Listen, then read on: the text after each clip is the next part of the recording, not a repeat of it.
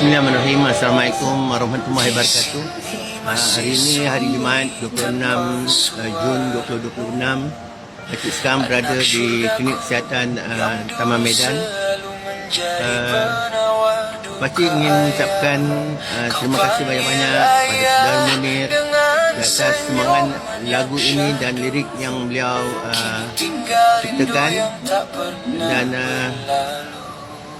Pakcik sejak seminggu dua ini semangat Pakcik down lah, tak bermaya, keletihan.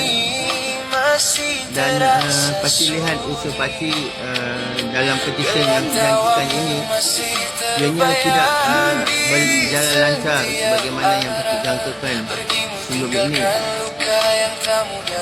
Oleh itu Pakcik mengambil kesempatan pada hari ini memohon bagi mereka yang melihat video BTT Duet ini agar dapat menyokong keputusan Pakcik, agar dapat memberi semangat kepada Pakcik supaya Pakcik dapat meneruskan perjalanan Pakcik untuk mendapatkan seramai mungkin penyokong keputusan Pakcik.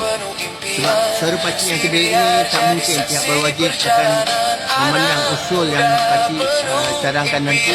Kita ingin memohon agar adanya satu undang-undang khusus kepada WHO untuk tidak boleh berada di lebuh raya di waktu-waktu puncak. Dan keduanya kita harapkan WHO itu tidak boleh masuk di highway, sebaliknya ia di towing ataupun berada di atas loader. Itulah objektif Pakcik. Tolong sokong Pakcik, tolong bantu Pakcik. Andalah yang dapat menyokong Pakcik. Terima kasih ya. Assalamualaikum.